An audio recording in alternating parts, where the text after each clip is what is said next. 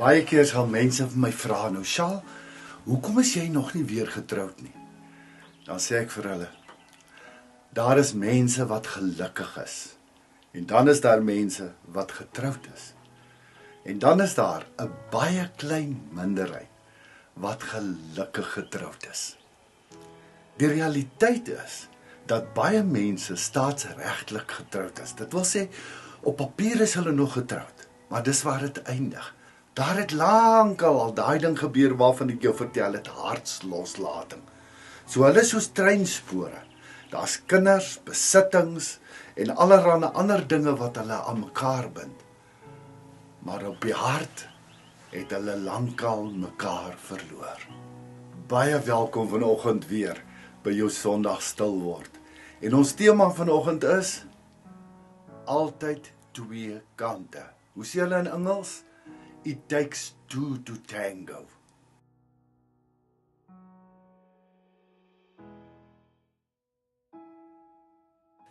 In 1 Korintiërs 12 vers 25 en 26. God het die liggaam so saamgestel dat hy groter eer gegee het aan die lid wat eer kort kom, sodat daar nie verdeeldheid in die liggaam sou wees nie, maar dat die lede gelyke sorg vir mekaar dra. As een lid ly, ly al die lede saam, en as een lid geëer word, is al die lede saam bly. En dan ewe skielik, wanneer die seere gebeur, dan kry jy melaatsheid. Jy beleef hoe mense net eenvoudig dit doen. Weet jy, ek het daarom gehoor. En ons lewe mos volgens die ding waar rookie trek moet daar 'n vuurtjie wees. Maar die vraag is wat ek altyd sê, wie die vuurtjie aangesteek? En een ding wat ek baie gou geleer het, is dat mense stel nie belang in die waarheid nie. Hulle vat die lekkerste, soppieste storie, en dan word dit hulle waarheid. En gewoonlik in die noutes, dan kom trek mense laar om jou, en hulle vertel vir jou, en hulle praat hierdie ding aan van, maar weet jy, dit is nie jy nie, en dit is hy, en of sy, of wat ook al. En hulle probeer vir jou raad gee, maar hoe meer hulle praat, hoe meer voel jy net, nee, ek wil dit nie hê nie. Dis nie wat is nie. En dan kom jy agter dat wanneer jy in die noutes van die lewe land, dan word dit baie alleen. Oënskynlike vriende verdwyn ewe skielik van die toneel af. Nie net verdwyn nie. Soos ek jou sê, hulle hanteer jou asof jy melaatsheid het. Jy stap in 'n inkopiesentrum en hulle kom van voor af, hulle draai om en hulle loop weg. Net om nie met jou te gesels nie. En jy kan nou maar gaan kyk in die Bybel ook. 'n Josef land in die put. 'n Moses vlug weg nadat hy die moord gepleeg het. 'n Dawid, dis in die seerste noutes van die lewe wat God mense kom wegvat, sodat hy 'n one-on-one, een op een met jou kan hê. En nou is die vraag, hoe reageer ek daar? Die normale ding, die ding wat almal van ons geneig is om te doen, wanneer ons seer het, as ek jou slaan, dan het jy iemand om te blameer vir jou seer. Ek het jou geslaan. En wanneer ons binnekant seer het, dan spring hierdie ding uit van, ek sal jou wys, ek sal jou terugkry. En dis dan wanneer mense amper alles doen in hulle vermoë, net om die ander een net so seer te maak, soos wat hulle beleef hulle het. En daarmee vergeet hulle, dat die ander ene net soveel seer het.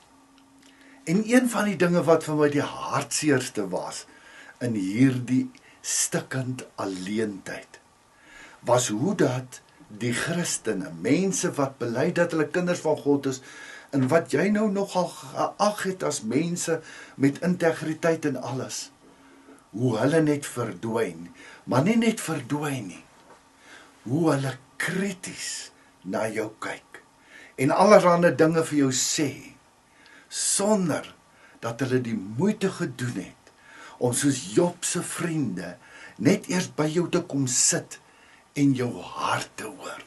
Iemand het mos Hoekai eendag gesê, die kerk is nie veronderstel om 'n 5-ster hotel te wees nie, maar om 'n intensiewe eenheid vir verwondes te wees.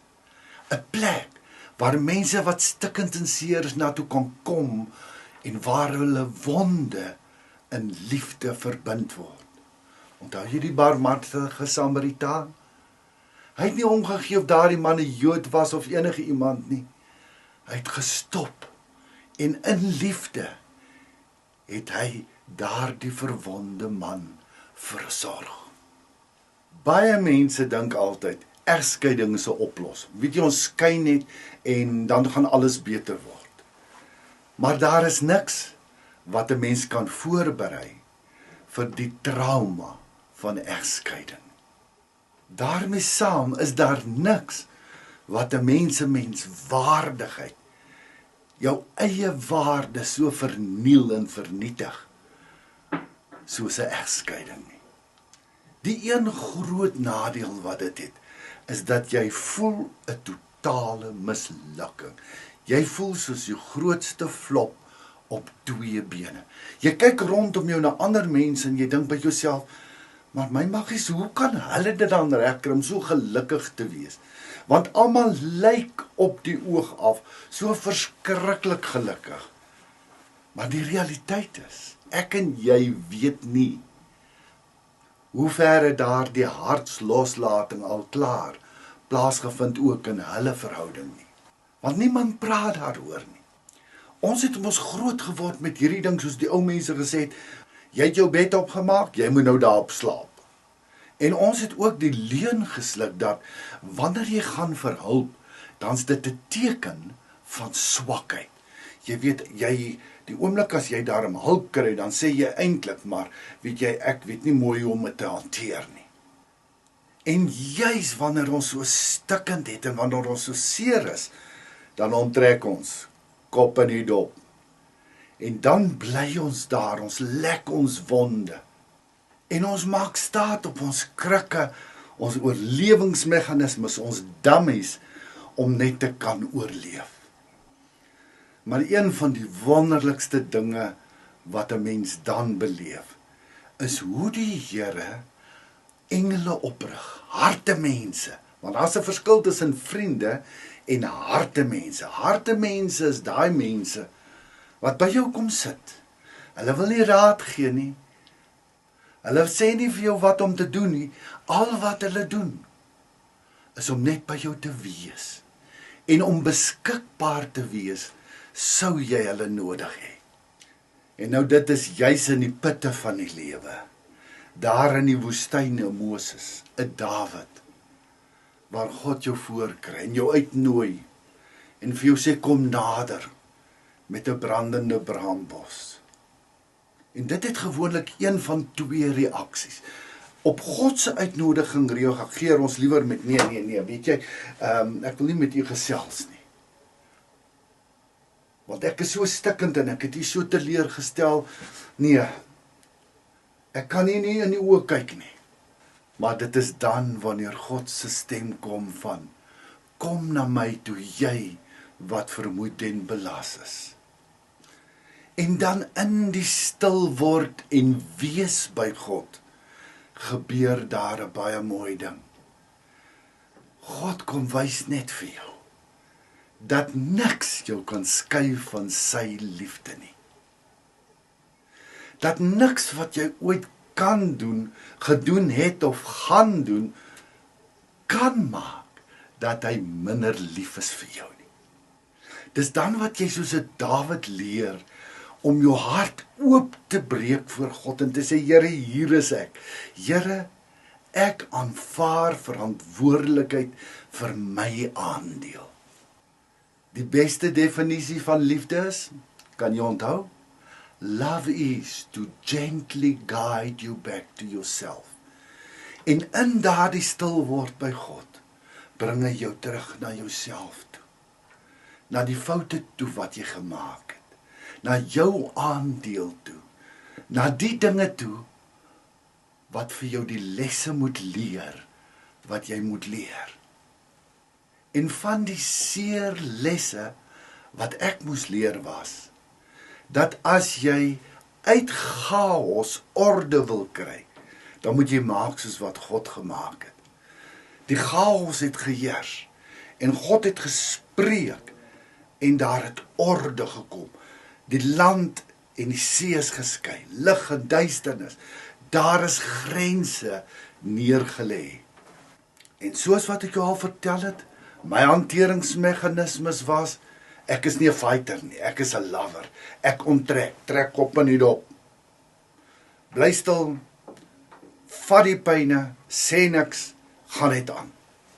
Maar toe kom wys die Vader vir my, die oomblik as jy toegee en stil bly, ter wille van ander mense, en ten koste van jouself, dan is jy op dun ys. Want dan respekteer jy nie jouself nie. Jy eerbiedig nie jouself nie. Jy het jouself nie lief genoeg nie. Want jy's te bang om dinge aan te raak wat moeilikheid kan maak. So die tweede ding wat ek moes leer, baie belangrik, is wanneer die moeilikheid kom, dan hardloop jy nie. Toe die reus daar in die vallei staan, het Dawid nie soos die res van die volk gesê, ek kan nie. Nee, hy het gekyk na die een wat saam met hom is, en hy het daai reus aangevat. Waar ek altyd onttrek het, het God my geleer, reuse is juis daar, sodat jy kan leer waartoe jy in staat is in my krag. Ek is tot alles in staat deur Christus wat my krag gee. Dis al manier hoe jy 'n nuwe lewe kan bou, is om te leer uit die foute wat jy gemaak het. Want soos ek baie keer vir mense sê, die realiteit is amper 2/3 van huwelike loop op die rotse vandag. Wanneer jy in 'n volgende huwelik inklim, klim jy met dubbele drag daarin. Betekenende, jy klim met al die ongesorteerde dinge wat veroorsaak het dat jou eerste huwelik nie gewerk het nie, nou in 'n tweede huwelik en baie keer met kinders en 'n klomp ander dinge, wat maak dat die kans dat daardie huwelik ook gaan misluk, net soveel groter word. En een van die grootste lesse wat ek moes leer, was toe iemand vir my gesê het, Charles, moenie nou soek na 'n pasmaat vir jou nie. Word jy eers die pasmaat wat daardie persoon wil hê.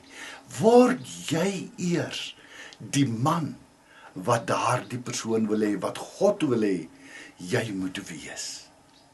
Want soos ek jou gesê het, hoe minder issues, hoe minder krikke, hoe makliker word verhoudings.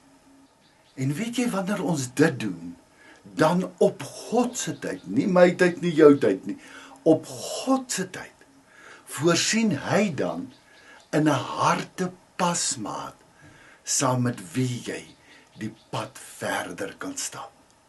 En ek sê vandag vir die Here dankie dat hy ook in my lewe in so iemand voorsien het. 'n Iemand saam met wie ek ook die toekomspad kan stap. Maar kom ons stop eers hier vandag. Volgende week gaan ons verder. Hê 'n wonderlike dag, sakke vol seën vir jou. Liefde en groete in oorvloedsmaat. Shalom. Baie dankie Hemelvader, dat U ons ken, en dat U presies weet, wat moet nog skuif in elkeen van ons lewens. En somtyds, Vader, vat U ons na daardie stikkende noutes, eensaam plekke, sodat ons in U teenwoordigheid kan ontdek, wat is U wil vir ons lewens. Waar is die plekke waar die verandering, die regstellings gemaak moet word? Maak my elke dag eerlik, Heilige Gees, om U stem te kan hoor, wat vir my wys, waar ek nog moet skuur, moet skaaf, om die man te word wat U wil hê ek moet wees. In Jesus naam bid ons dit. Amen. Die mooi Afrikaanse gesegde is mos, die een hand was die ander. Elke deel van die liggaam van Jesus Christus het 'n spesifieke taak. Nie een is belangriker as die ander nie, maar net so kan die een ook nie sonder die ander nie.